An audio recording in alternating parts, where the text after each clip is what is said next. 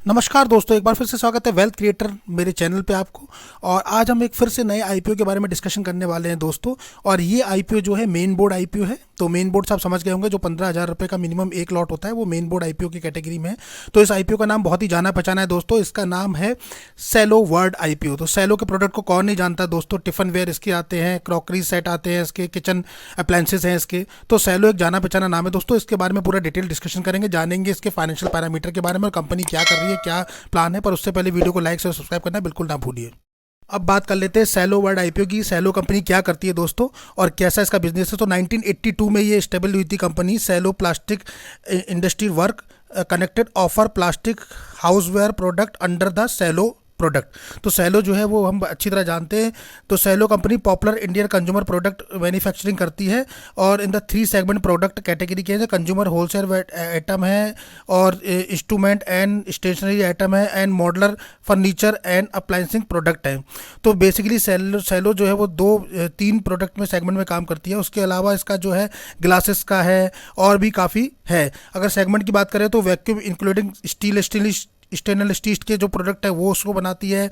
Plastic houseware में है और क्रॉकरीज में है, डाइनिंग सेट्स में है, क्लीनिंग में इसका आप देखेंगे, ग्लास वेयर्स में देखेंगे इसका, कॉपर में भी अब इसका आ चुका है, कुकिंग वेयर्स अप्लायंसेस हैं इसके और होम अप्लायंसेस पे भी प्रोडक्शन करती है।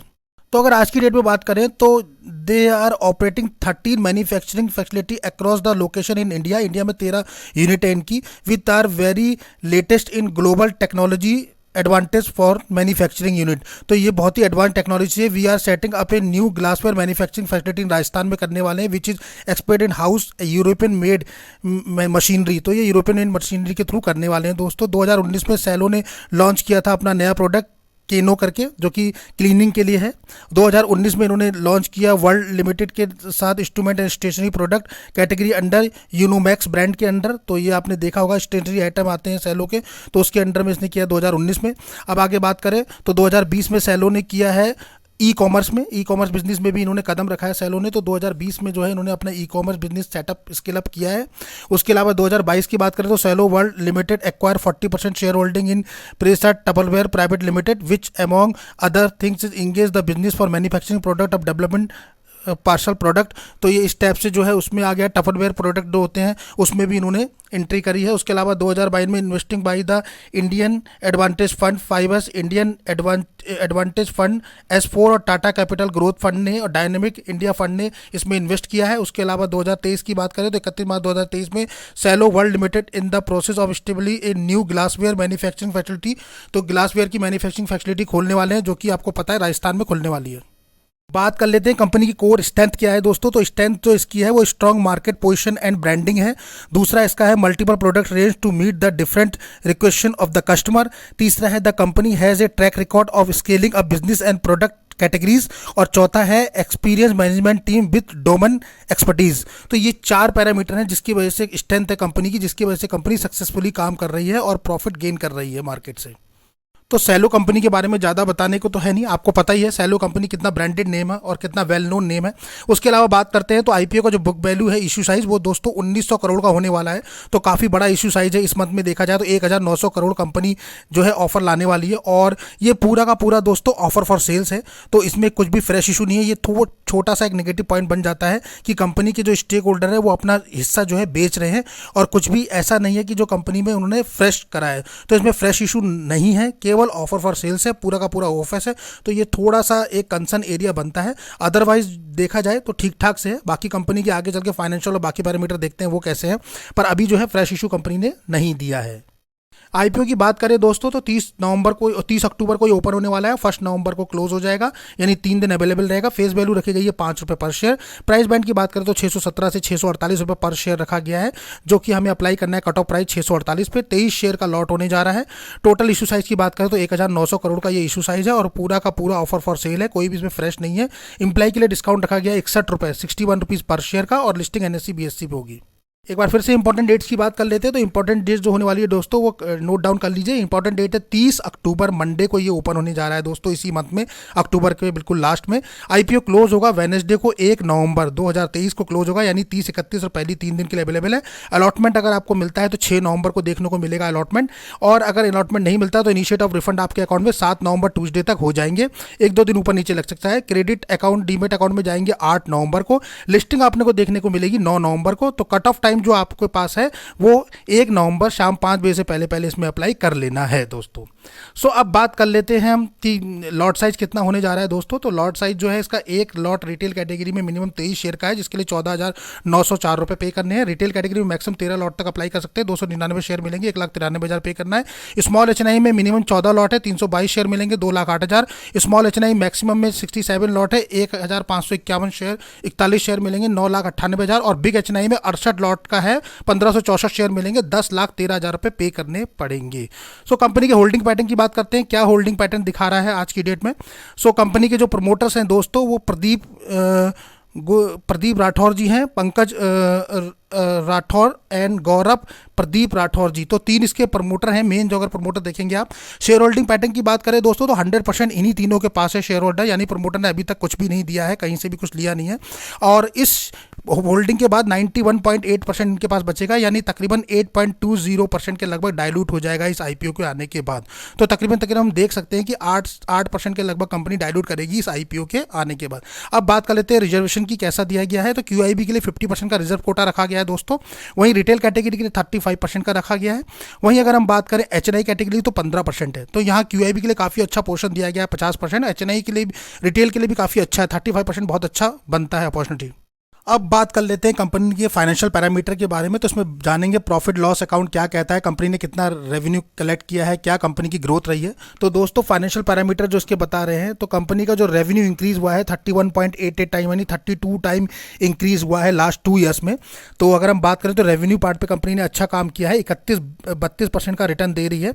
वहीं प्रॉफिट आफ्टर टैक्स की बात करें पीएटी की, तो वहाँ भी 29.85 यानी 30% के लगभग आपको प्रॉफिट देखने को मिल रहा है। तो ये लास्ट 2 ईयर्स का दिया है, 31 मार्च 2023 और 31 मार्च 2022। तो यानी 31 मार्च 2022 1 साल और 31 मार्च 2023 2 साल का हमने देखा। रेवेन्यू में 32% की ग्रोथ है और प्रॉफिट आफ्टर टैक्स में 29% की ग्रोथ दिखाई दे रही है। एक्सीलेंट परफॉर्मेंस है, काफ़ी अच्छा दिख रहा है इन 2 पैरामीटर पे। अब बात कर लेते हैं कंपनी के अदर पैरामीटर, जिसमें कि देखा हम 3 साल का एनालाइज करेंगे। तो लास्ट 3 ईयर फाइनेंशियल पैरामीटर देखेंगे कैसा रहा है लास्ट 3 ईयर्स का परफॉर्मेंस, और एक क्वार्टर हमने लिया है जून क्वार्टर का, तो वो भी कंपनी यहाँ शेयर कर रही है। तो हम देख लेते हैं। तो हमने 21, 22, 23 3 साल का हमें देखना है, 2021 मार्च, 2022 मार्च और 2023 मार्च, और साथ में जून क्वार्टर 2023 का देखते हैं। सबसे पहले क्वार्टर को देख लेते हैं दोस्तों। तो एसिड की बात करें तो कंपनी के पास करीबन एसिड जो है 1600 करोड़ के हैं, 1,686 करोड़ के। रेवेन्यू की बात करें तो 479 करोड़ है, 479 करोड़। प्रॉफिट आफ्टर टैक्स की बात करें तो 82 करोड़ है। नेटवर्थ की बात करें तो 1226 है। वहीं रिजर्व कंपनी के पास बहुत अच्छे हैं, 784 करोड़ के रिजर्व है, और बोरिंग 328 करोड़ है। बोरिंग कंसर्न नहीं बनता क्योंकि रिजर्व कंपनी पे काफ़ी डबल है बोरिंग से। अब बात कर लेते हैं 3 साल की, कि लास्ट 3 ईयर्स में कैसा परफॉर्मेंस रहा है।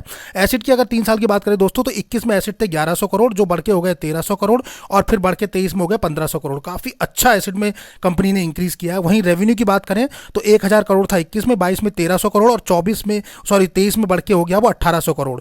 तो यानी कि 1000 से 1800 करोड़ पहुंच गई 3 साल में कंपनी। प्रॉफिट आफ्टर टैक्स की बात करें तो 165 करोड़ से बढ़ के 219 और 285 करोड़ 2023 में पहुंची। नेटवर्थ की बात करें तो 289 करोड़ से बढ़ के 444 करोड़ और फिर 665 करोड़ पे पहुंच गई 2023 में।